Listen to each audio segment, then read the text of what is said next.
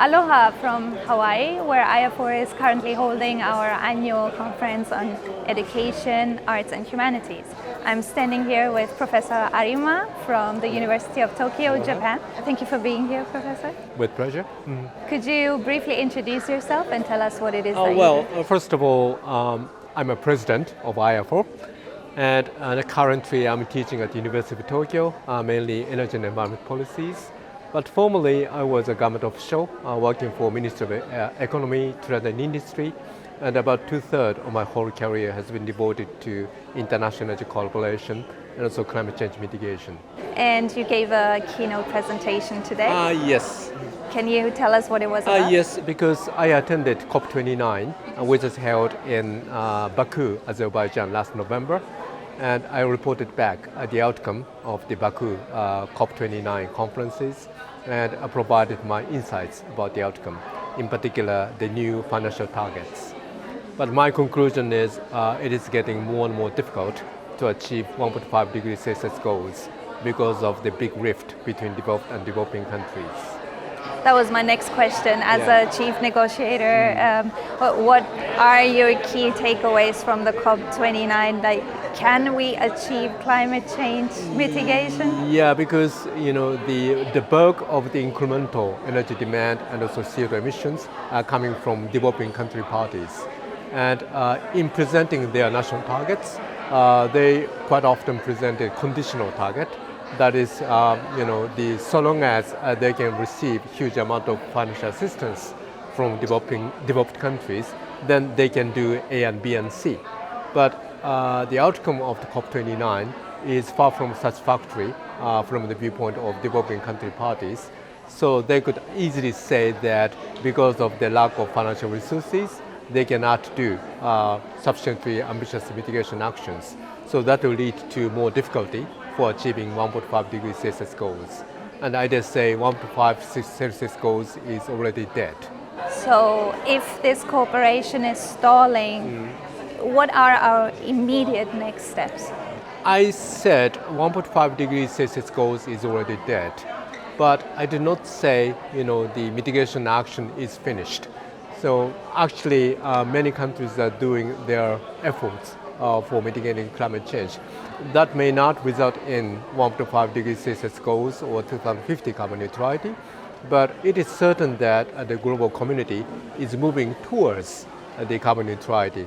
It may not be 2050, perhaps it could be somewhere between 2050 and 2100, but still that is worth doing.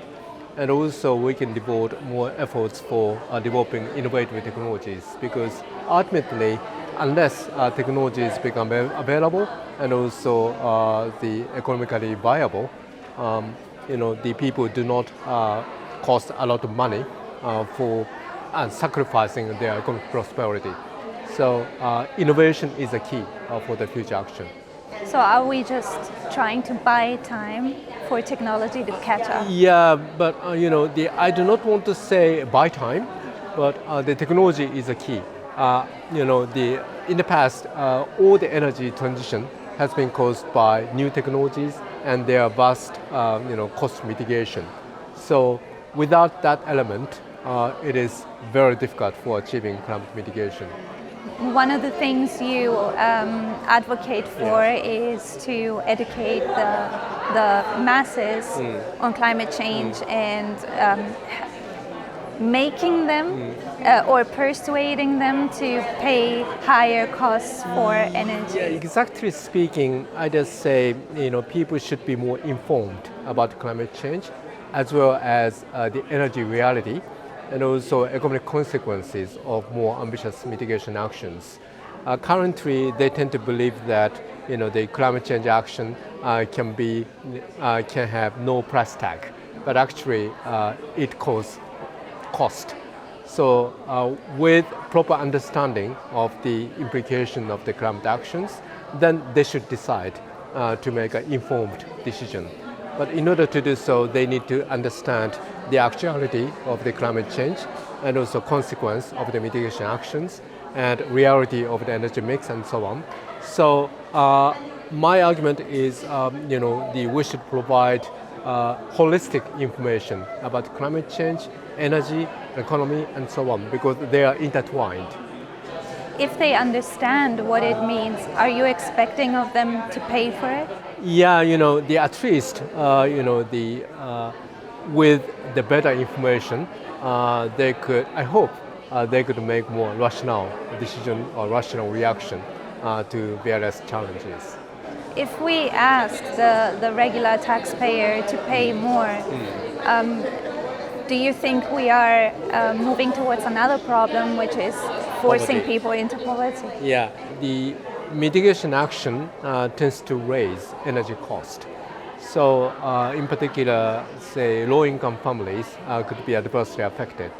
So in order to help them, government could consider providing a direct subsidy or direct income support to those low-income families, rather than intervening into a price mechanism, subsidizing both poor family and rich family.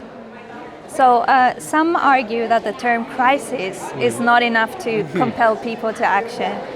They may think, oh, it's too late, there's nothing we can do, others are not doing anything, so why should I do something? And some even think it's a hoax. What do you say to these people? I'd like to say many things to various kind of peoples. For example, for those who argue that it's too late, I just say it is not too late. Whatever you can take actions now, that could make some difference to the future.